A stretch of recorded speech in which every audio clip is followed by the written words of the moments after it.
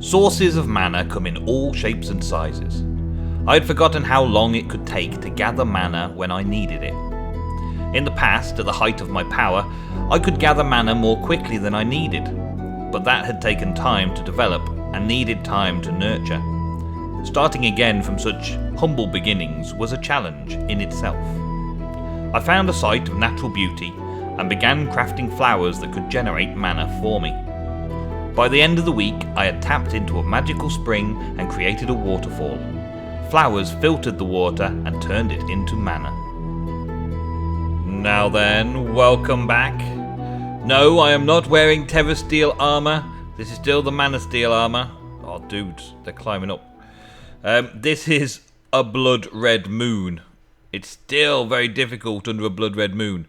This is back at home. And look at all of the mobs down there. I don't know if you could just about see them because they're all so red. In blood red. Look at all this, man. They are hectic to try and get to me.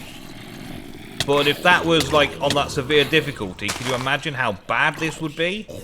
Man, they're already running around all over the place, special AI and all that kind of stuff. Can you imagine that you wouldn't be able to survive the mod pack? You just wouldn't be able to survive. So I feel still fully justified with what I did last episode, taking out the Apocalypse mod. I'm hoping that you guys are also feeling justified, and that's okay with you, because, well, I should be on holiday when this video goes out, so I won't have had a chance to figure out what you guys are telling me in the comments, and whether you're on my side or you think I've done a bad thing and I should put it back and just die all episode, every episode. I don't know what your feedback is just yet. I'm still on holiday. I will be away for, well, 6 days I'm away for. Starting today, which is Wednesday. That sounds weird because I'm recording this a few days before. So, Wednesday until next Tuesday I come back. So I'll be gone for a little while, but hopefully all the videos that I'm recording now will go out on time and everything will be good and you'll still have content to watch. But I won't get to read all of your feedback and all of your comments until I get back from that. Man, there's some really hellish areas, especially in the Blood Red Moon, I tell you. Look at all these mobs down there. There's all sorts of mobs. Then they really do like spawning in. There's hundreds of them down there. I can see some places underground actually that's lightly lit. Might have to go and explore those. I did a little bit of stuff leading over to the area that I wanted to make my Britannia stuff. But at this time of day, this is not what I want to do. I don't want to be doing it at this time of day. Wait till the moon's gone down and everything starts despawning and all that kind of stuff. But they are really tracking me well, these zombies now, aren't they? They're really doing well to track me, but I'm doing okay to get rid of them. They're just coming across there and climbing up. I'm going to have to do something about stopping them climbing up this edge. Seems to be the only area that I've got like a defense risk. And I guess it's because I was standing on top of this area over here doing a bit of crafting when a Blood Red Moon came up that I've discovered it, because I've been all over the place everywhere else. But just look, as the daylight comes up, just see how many mobs there are over there. In such a small area, because I've been lighting up all the mines below me, and I've been lighting up all the actual area and the island over there. The only place mobs can spawn is over here. Look at the tight little cluster of all those mobs that are spawned. They're not going to despawn while I'm in close range, really, are they? There's a few of them despawning. A few of them will probably burn up as well, but that's a lot of mobs. And all those zombies have really good tracking, so as soon as I get a zombie or hit a zombie somewhere close by here, they are going to be all over me. All over me. And over this side too, we did have quite a few as well, but they seem to be despawning already. There's a few creepers in that. There's one of those big fat ogres over there. There's still a lot of risk and a lot of reward in this mod pack, but I feel justified in taking out that Apocalypse mod so that I can get on with things and keep playing and enjoying all the cool mods that are in this pack, with the slight level of detail, a slight level of difficulty added that the other mods in the pack add. But some of them, man, they just, wow, they just make it far too difficult. But anyway, enough about talking about how difficult it all is. Today I want to get on with some more stuff. Okay, so we're back over with spell check. I'm having a ride on spell check and just doing a little bit of basic lighting up. I'm not doing it any too fancy. I'm just literally going to try and remove the threat of that blood red moon effect again. The blood red moon was the reason I couldn't sleep off the night before it turned to the point where the mobs were spawning. And this area's recently flattened and cleaned when I was coming out to collect seeds and stuff. So, yeah, I'm turn this off now, thank you. So, I want to make sure this area around here is going to be more secure, because that happened. And also, just for a temporary measure, I just put some torches down. But that's not what I want to show you this episode. That's stuff that I can do elsewhere. Check this out. Come on. Right. So, not the pumpkin patch. No. This whole run here. This tree's grown back right where I didn't want it. Oh, well, we go past it.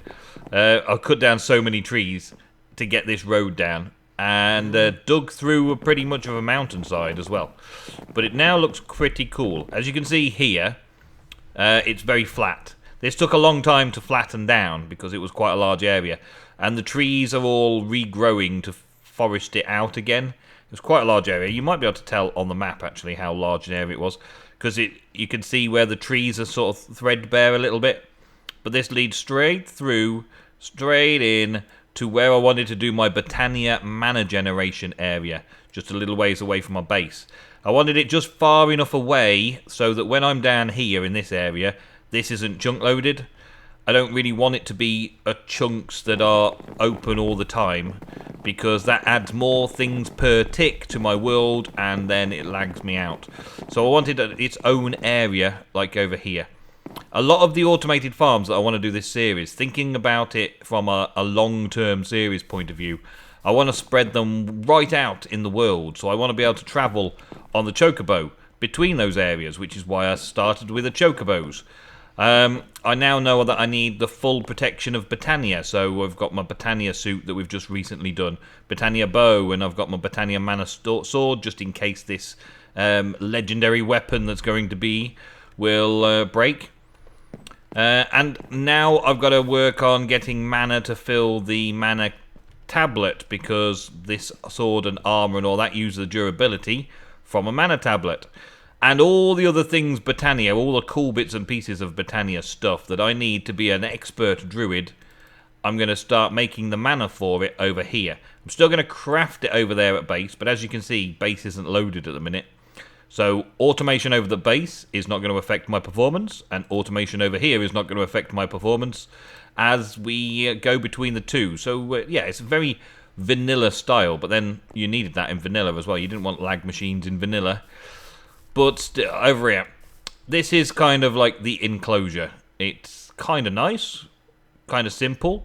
I want to see trees and waterfalls and pretty things and all that kind of stuff, like I did in a Druid's Tale on the Utopia server. So I've got to start bringing things over here. I thought I would give you a little look first before I start bringing things over and doing any more terraforming. This sort of lends itself to a nice area already. So I don't want to terraform too much, but I do need to clean up the area a little bit and turn it into something and fortify it so that mobs don't come down off the hillsides and come and get me. And every type of mana production available, I want to try and automate over here. So it's going to take a lot of crafting and a lot of work. Fortunately, I did get my flower pouch back from Botania, so I should be able to get started. I think the first thing I want to make, let's get my Botania book out. I'm not going to do the crafting on camera, but I think the first thing is I want to make, not mana manipulation, what am I doing? Go back. Generating flora. There are loads of generating flora, okay? All of these generating flora. Day blooms for daylight. Begonia, I think they use bees from drones and stuff. Endo flames burn like materials that are burnable, consumable. Entropenium, I've not heard of that one.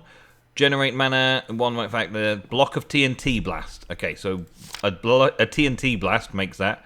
Gourmerialis, gourmet, I think that's the food one. Hydrangeas, they are water ones. Munch dew, Mana, living materials such as leaves near the flower will get munched up and converted into mana. Oh, okay. So no saplings or other items will be dropped from the leaves. But that's something cool. Any leaves near the flower will get munched up and converted into mana. Might work with a tree farm of some description, maybe. Null Slimus. There's some sort of unbeknownst power in the universe that creates slimes in seemingly random spots. Slime chunks. They are called... the Narcissus is a flower with the ability to tap into that energy. If placed down near a slime created by that power, it will destroy it, collecting all the mana generated by entropy. The larger the slime, the more mana is created. That's cool, isn't it? So that generates mana from slimes that spawn naturally in an area. That probably won't happen around here. Nightshade is when it's dark, the opposite of the day bloom, which we've already got set up. Thermalily is next to lava sources, and the Rosa Arcana is experience points. So, are a form of magic of sorts. The Rosa Arcana can tap into it and absorb the experience of players on the ground around it, turning it into mana. Well, there's an interesting idea. Anyway, I like that one. I like that Rosa Arcana. That could work nicely with a mob farm with a few bits and pieces. I like that. But we've done Day Blooms, we've done Nightshades, there's going to be plenty more of those. Ender Flames we just did as well. Hydrangeas is the next easiest one. Passive mana takes still water in a 3x3 area around it at the same height, creating mana from it. They also seem to function faster during rain, who'd have thought? Well, I don't know if this is going to work just yet, and I think I'm going to do it there. I would like to do a waterfall feature. Have a waterfall that goes off into wherever, and have hydrangeas up the top there, eating the water source blocks. So every now and again, the waterfall will change or stop, maybe, when the water is taken from there and made mana. So it'd be like a flicking waterfall. I was talking about all the lag and stuff. That doesn't sound like a good idea for lag, does it? Maybe I should just have a pool of water around here somewhere with some hydrangeas. Yeah, I think I'll probably just have a pool of water. I might have a waterfall that falls down into a pool of water and set up some hydrangeas. So, first of all, I'm going to go and create them. Okay, well, making a bunch of these things is easy enough because it's just straightforward flowers. Again, I've got this problem with the water bucket I've got to solve. I just haven't got around to solving it yet. I got a nice little recipe. Easy enough to sort out. Let's get one more. And then I've got 8 altogether. Hydrangeas 8 altogether. 2 of those, 1 of those, and 1 of those. And ping! Yes! Okay. So now I've got 8 hydrangeas, which is nice. I like. And then we got to get some water buckets sorted out. I think I need a second water bucket. Yes. Then I can do some infinite sources. There we go. And we're good. Alright, spell check. Let's go back over to the area that I've designated for mana. This is going to look really good when I've finished with it. I'm thinking that this forest around me here is going to end up being an orchard for all of the different orchard type things. That's the plan anyway. We'll see if it works out that way. But that's the idea. We go through the orchard and come to the mana producing area. Okay, spell check, you'll just stay there, thank you. We've got this little bird. It's a boy wandering around here. He just came in from somewhere. That's the trouble with the area, is it's got too many things going on in it. Not enough protection yet, so I'm still having to sleep all through every night as fast as I can. Right, so if we're having a waterfall coming down here, the waterfall's going to be at least 3 wide. Let's have it so that we got it over here. Maybe have 2 waterfalls, like one there, 3 wide here. That kind of fits in with what's already there currently. Yeah, that looks good. And we'll have it coming out here as well. So I've got to produce the mana and also receive the mana the right way. So with the infinite water sources, I'm going to need to come out at least this far to get the infinite water sources, and then at least like that to slow it down. Now, I could probably do something with half slabs or something there, but what we're going to do here is add in the hydrangeas at the corners of the 3x3 water sources, similar to how it's put in the book, the Britannia book. They're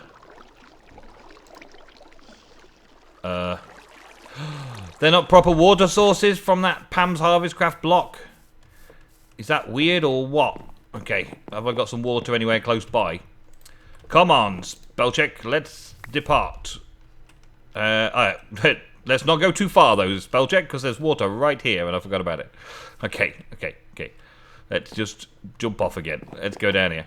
Alright, so we get proper water blocks, not those silly Pam's Harvestcraft water blocks then. Okay, I get it. We get proper water sources.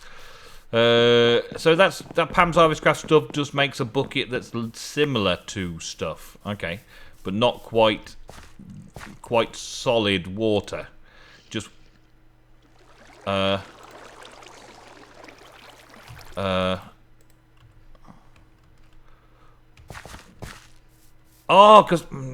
man, such a noob, man, such a noob. These hydrangeas are eating up the source blocks before I can do anything.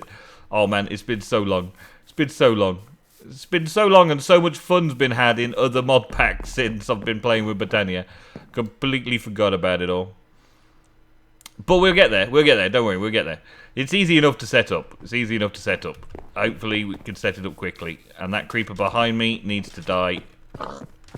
So do you, piggy. Creepers. There you go. Die. Oh! Right. Grab. Okay, now. I can't believe I just did that. Alright, so we'll grab these water supplies. We'll put them over here. So, going to have one source there. And it's going to stay. And one source there. That's now going to make an infinite source in the middle. We're going to put another infinite source there. And then we're going to put another source there.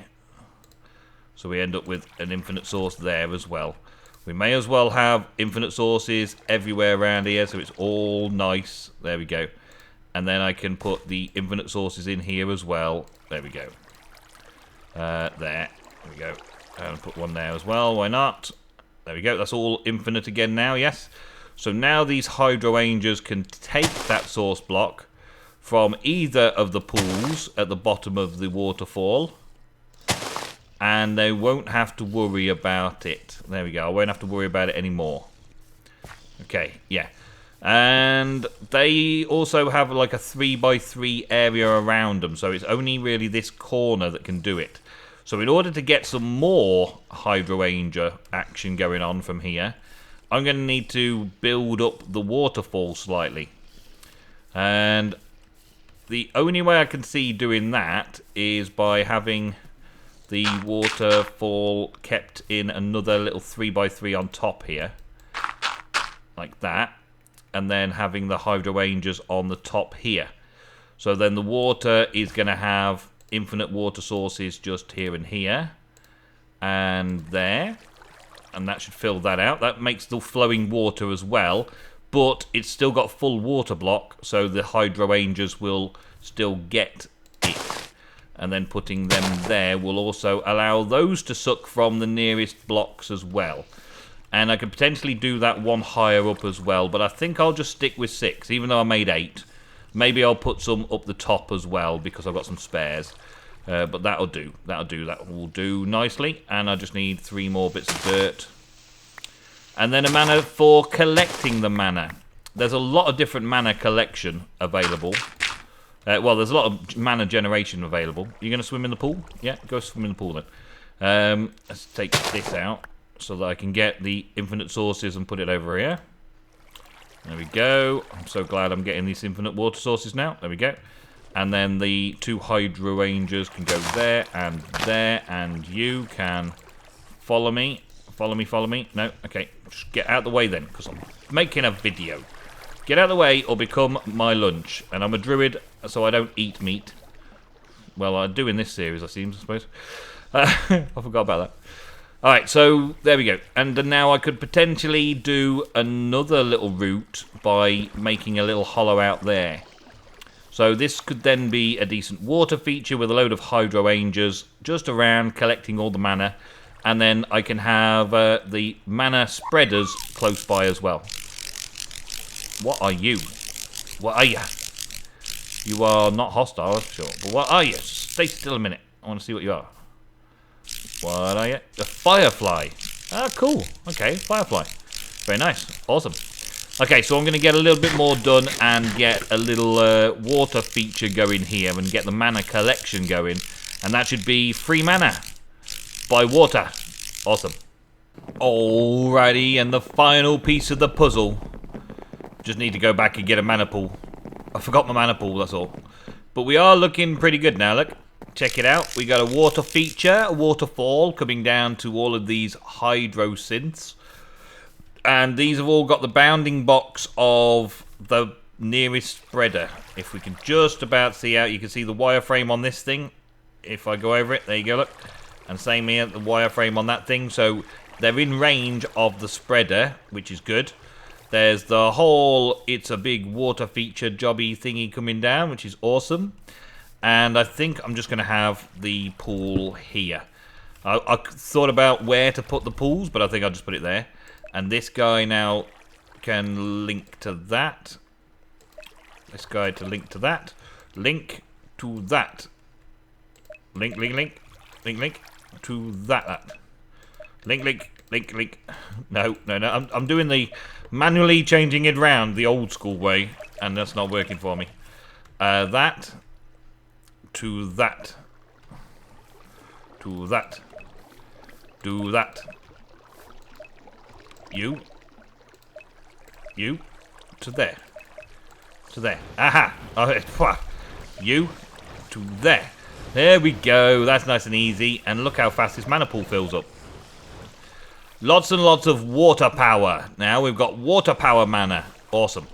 Now I've got plans for lots of other mana creation in this area. Mana creation features and the like. So, yeah, I want to keep it nice and natural looking. I want a natural looking place here. And I want to get it so that we've got all of this kind of gubbins going on. So whenever I come around, there'll be a full mana pool for me to use. So that mana pool there from the two waters will possibly get dragged out from that mana pool to another pool. And everything else we produce around here will all go to one sort of central pool area that I can then use. Spell check, come with me. Actually, let's see. Have I got an axe? Yes, I have an axe. Spell check, come with me. We are going to do something else as well.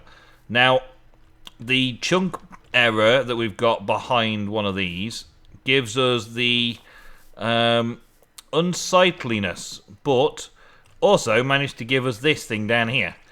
And I'm going to get it so that we don't get any more people asking for me to do it. Also going to get the shimmer leaves, because they're useful. And I don't know if this has got a node in the middle of it. Let's see, have we got a node? No, that's in the other bag. Yep. Can I have a look at it through here? Scan the leaves. No, I'm not going to understand the leaves yet. I haven't done anywhere near enough Thorncraft in this yet. But it doesn't look like there's a node in here. Oh, wait a minute. There's a node just right down here, though.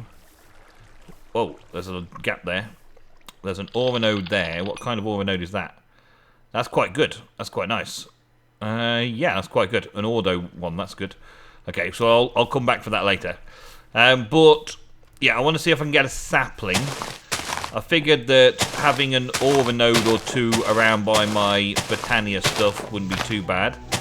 I could possibly get a thing going for this instead. But let's chop this down first. Well, unfortunately, I didn't get a sapling for the Silverwood. So I've got to go hunting around for some more. Flying around on Chocobo's not too bad. It's not too bad off camera, loading up the chunks. But on camera, I will be back next episode to do a little bit more of mana generation. Because this thing here is pretty cool. It keeps sending... Hi, Chocobo. Did you want to get in the shot? Yeah, thanks. Did you want something? Did you want something? Go away. Just leave me alone. I'm busy right now. I'm only as bad as the kids. Leave me alone, boy. Yeah, it's generating mana at a fairly steady rate, look. But these mana bursts are only about 160 mana or something like that per burst. And the pot itself holds 1,000,000 mana. So I'm going to need loads more different bits and pieces of automation and flower generation, generating tons of mana in this area. Because I can't just have a ton of day blooms and night ones and then have some water features. I've got to have some other bits and pieces as well. So we're going to work on mass mana production for a little while, just so that I can get as much mana in these pots as possible, as fast as possible, to make some really more cool stuff in Britannia over the coming months. As I said, I'm away on holiday right now, so you've lost interest, have you? Goodbye then. Yeah, I'm away on holiday right now, so episodes will still be coming out, but we'll be back very soon with some more awesome content, and I will get to check out all of your comments and likes and all that kind of stuff when I get back from my holiday. Thank you very much for watching. Don't forget to leave messages down below. I'll see you when I get back.